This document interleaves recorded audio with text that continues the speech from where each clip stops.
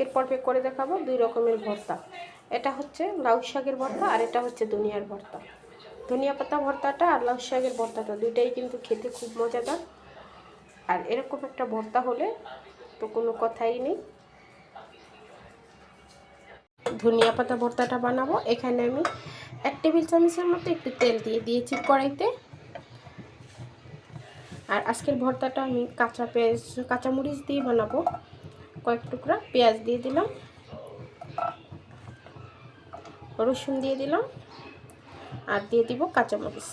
কাঁচামরিচটাকে মাঝখান থেকে একটু কেটে নিয়েছি, দিয়ে দিলাম, একটু ভেজে নেব। অপর সাইড দিয়ে আমি ধনিয়া পাতাগুলো দিয়ে দিব। ধনিয়া পাতাগুলো ধুয়ে আমি ঝরা দিয়ে নিয়েছি আর মাঝখান থেকে একটু কেটে নিয়েছি। আপনারা চাইলে আস্তাও দিতে পারেন। দিয়ে সবটাকে খুব ভালো করে একটু হালকা ভেজে নেব। পাতাটাও সেদ্ধ হয়ে গেছে আর মরিচ, রসুন, পেঁয়াজ সব সেদ্ধ হয়ে গেছে। এখন এটাকে আপনারা শিলপাটায় বেটে নিতে পারেন বা ব্লেন্ডারও ব্লেন্ড করে নিতে পারেন সামান্য একটু লবণ দিয়ে। দেখবেন খেতে কতটা টেস্টি হয়। এখন এটা আমি চুলা থেকে নামিয়ে নেব। আমি আরও একটা ভর্তা বানাবো। এখানে আমি আরেকটা ভর্তা বানাবো, সেটা হচ্ছে লাউ পাতা। এখানে আমি লাউ পাতা নিয়েছি। এই যে দেখুন, লাউ পাতাটা ভালো করে কড়াইয়ের ভিতরে মেলে দেবো। এখানে আমি প্রায় 6-7টার মতো লাউ পাতা নিয়েছি। এখন লাউ পাতাটা দিয়ে দিলাম আর দিয়ে দিলাম 2টা শুকনো মরিচ, 2টা কাঁচামরিচ, রসুন, পেঁয়াজ সবটা দিয়ে দিলাম। দিয়ে এটাকে ঢাকা দিয়ে ঢেকে দেবো। এটাতে তেল দিতে হবে না, ঢাকা দিয়ে ঢেকে দেবেন। আর লাউ পাতা থেকে পানি বের হবে, ওই পানিতেই লাউ পাতাটা সেদ্ধ হয়ে যাবে। এখানে আমি সামান্য একটু লবণ দিয়ে দেব।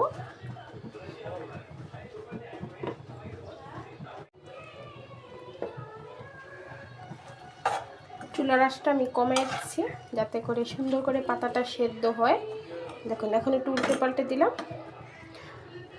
অপেক্ষা করব পাতাটা সেদ্ধ হওয়া পর্যন্ত আর পানিটা একদম চুষে যাওয়া পর্যন্ত। আমার শাকটা রেডি হয়ে গেছে। এই যে দেখুন পানিটা শুকিয়ে একদম ভাজা ভাজা হয়ে গেছে। এখন এটাকে আমি শিলপাটায় বেটে নেব। 2টা ভর্তাই বানিয়ে নিয়েছি। এটা হচ্ছে লাউ শাকের ভর্তা আর এটা হচ্ছে ধনিয়ার ভর্তা। আর এই ভর্তাগুলো গরম ভাতের সাথে খেতে যে কি মজা, একবার আপনারা বাসায় ট্রাই করে দেখতে পারেন। যারা ভর্তা খেতে পছন্দ না করে তারাও কিন্তু খুব সহজে ভর্তা খেতে ভালোবাসবে। আর এরকম একটা ভর্তা হলে সাথে আর কিছু লাগেই না। আশা করি সকলের কাছে ভালো লাগবে। আল্লাহ হাফেজ।